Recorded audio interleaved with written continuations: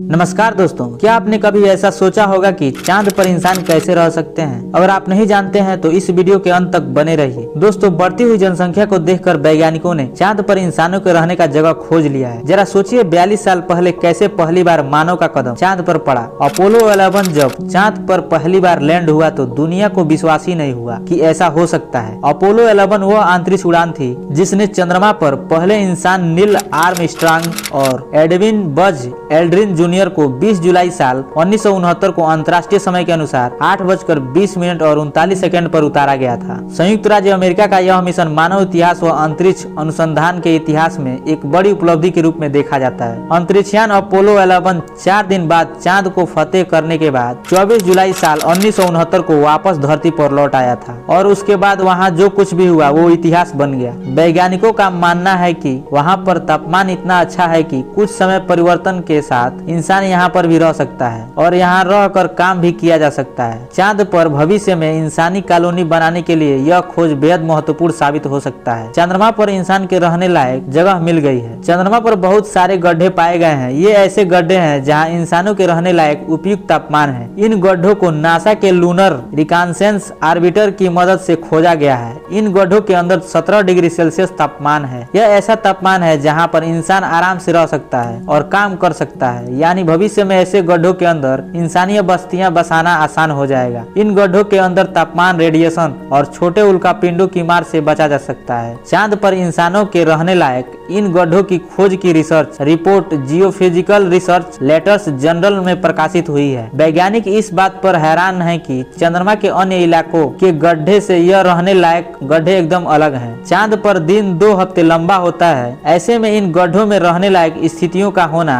खुशखबरी मानी जा रही है और हर गड्ढे में तापमान आमतौर पर 17 डिग्री सेल्सियस ही रहता है। ये गड्ढे 328 फीट गहरे हैं। इन गड्ढों का तापमान चांद की बाकी सतह से थोड़ा ही बदलता है, ज्यादा अंतर नहीं आता। नासा के गोडार्ड स्पेस फ्लाइट सेंटर के एलआरओ प्रोजेक्ट की साइंटिस्ट नोवा पेट्रो ने कहा है कि लूनर पिट्स यानी चांद के गड्ढे बेहद हैरान करते हैं। अगर इनका तापमान लगातार स्थिर रहता है तो यहाँ इंसानी कॉलोनी बनाई जा सकती है। नोवा पेट्रो ने बताया कि लूनर पिट्स की खोज पहली बार साल 2009 में हुई थी और ये पिट्स अलग गड्ढे छिछले हो सकते हैं, लेकिन पिट्स वर्टिकली सीधी गहराई वाले होते हैं और इनके जाने का रास्ता मिल जाए तो इनके अंदर एस्ट्रोनॉट अपने रहने की जगह का निर्माण कर सकते हैं, क्योंकि यहाँ पर सोलर रेडिएशन, घटते बढ़ते तापमान और छोटे उल्कापिंडों के टकराने का डर नहीं रहता। ये चांद की सतह से ज्यादा सुरक्षित होते हैं। इंसानों को इन पिट्स जैसे गुफाओं में रहना पड़े तो इसमें कोई बुराई भी नहीं है, क्योंकि इंसानों के पूर्वज गुफाओं में रहते थे। अगर सब कुछ सही रहता है तो अगले कुछ वर्षों में इंसान चांद की सतह पर रहने लगेंगे और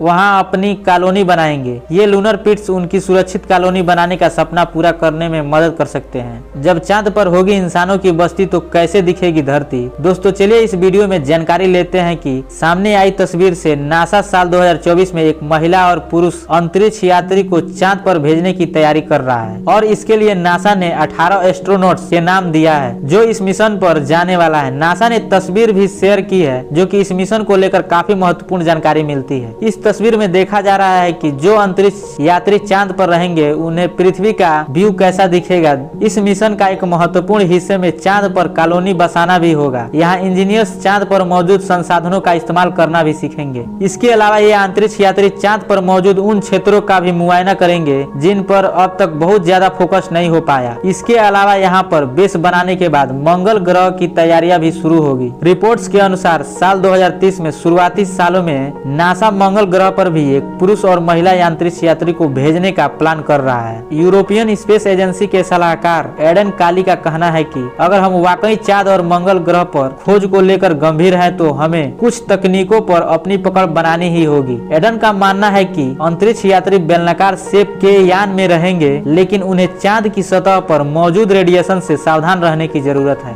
वैज्ञानिकों के अनुसार अंतरिक्ष यात्रियों को पहले कुछ साल बेहद चुनौतीपूर्ण स्थितियों का सामना करना होगा। होगा, लेकिन कुछ साल बाद एक अस्थायी बेस बनाने की संभावना काफी बढ़ जाएगी, क्योंकि चांद के साउथ पोल के पास लगातार सूरज की रोशनी और यहाँ सोलर पैनल बिजली उपलब्ध करा सकते हैं। इसके अलावा क्रेटर में एक बर्फ मौजूद होगी, जिसे माइन करने के बाद सांस लेने के लिए ऑक्सीजन और फ्यूल के लिए हाइड्रोजन और ऑक्सीजन का इस्तेमाल किया जा सकता है। तब उसके बाद हम इंसान चांद पर आसानी से रह सकते हैं। चलिए दोस्तों, ये वीडियो इंफॉर्मेटिव लगा हो तो वीडियो को लाइक करके हमारे चैनल को सब्सक्राइब जरूर कर लें। जय हिंद, जय भारत।